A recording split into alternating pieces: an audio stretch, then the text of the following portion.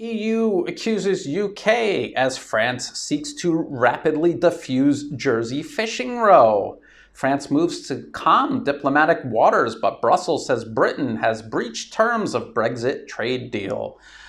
So what this is a fishing row. As a matter of fact, territorial disputes over different bodies of water, fishing vessels from different nations getting into disputes with one another. This is actually a very, very common thing. It happens all over the world. It can escalate quite quickly. You see the pictures here. There's protests. There were boats ramming each other.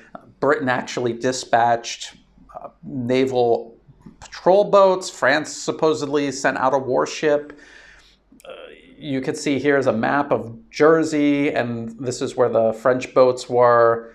It wasn't really a blockade, but they were kind of trying to threaten a blockade, but not really. And the French government said they would cut power to the island, which I don't think was actually a very credible threat. But this is the nature of these sort of disputes. And again, they happen all over the world between all nations. So what is this actually about? Why am I talking about this? Because if you're a casual viewer of global news, and especially if you follow the Western media, you would think that the only territorial disputes over any body of water were in the South China Sea, that somehow China is unique in having claims over large sections of water, or that its claims overlap the claims of other nations, and that there's disputes, and that fishing vessels go out and take part in these disputes. As you see, that's actually a very common feature of these sort of disputes. And these disputes themselves are very common. And as a matter of fact, regarding the South China Sea, the countries that are in conflict with China, and they're not major conflicts. They're exactly like this. The UK and France are not going to go to war over this, ever. It's not even going to come remotely close to that. And it's the same in the South China Sea. And as a matter of fact, these different countries also have overlapping claims with each other. So not just with China, but with each other as well, which is why the countries in the region don't want to escalate this. They know what this is. They have disputes with each other over different bodies of water, also outside of the South China Sea.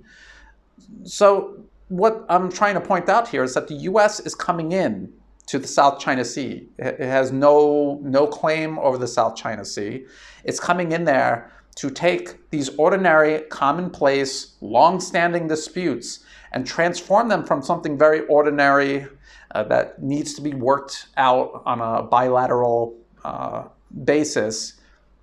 And they're trying to escalate it into an actual real conflict, into a regional conflict, and also into an international conflict. So at the same time Britain is doing this with France over Jersey, they're sending their aircraft carrier on a cruise with its battle group through the South China Sea. And they're doing this because it's all part of the US, this US-led effort to turn the South China Sea into a conflict zone, to take these ordinary disputes that would ordinarily not escalate any further than they already have, and to turn it into an actual conflict in the region. And why does the UK need to send this aircraft carrier to the South China Sea? Because again, the actual countries that have these claims, these overlapping claims with China, are not interested in joining with the US to turn this into a conflict. They don't benefit from the region being destabilized from this conflict. They don't benefit from the US swooping in and supposedly helping them. So the US has to go out further and further from the South China Sea to find partners to continue antagonizing China. They've created the Quad Alliance, which includes India, which is pretty far removed from the South China Sea, and Australia. And the other Quad partner that could possibly technically claim that they're sort of near there would be Japan. But even the Quad Alliance is not that effective. These are nations that have mixed feelings about making an absolute enemy out of China. So the US has gone even further afield. The UK, not even anywhere remotely close to Asia, and France. So this is what the US is doing.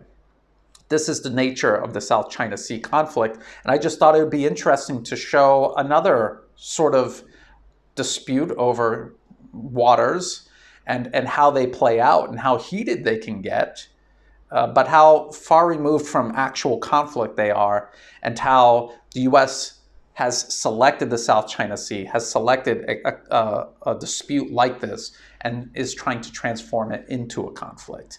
And again, it's to illustrate that while the U.S. claims China is the biggest threat to global peace and stability, it's the U.S. itself, demonstrably so, that is taking ordinary disputes and trying to escalate them into conflict. So who really is the threat to peace and stability, China or the US? Think about it. So if you thought this video was useful, please like and share. Think about subscribing to the channel. It helps the channel grow and it's free to do. Check out the video description for the link to this article. There's also links there on how you can help support my work so that I can continue doing videos like this. And thank you to everyone who has been supporting me. And as always, thank you for watching.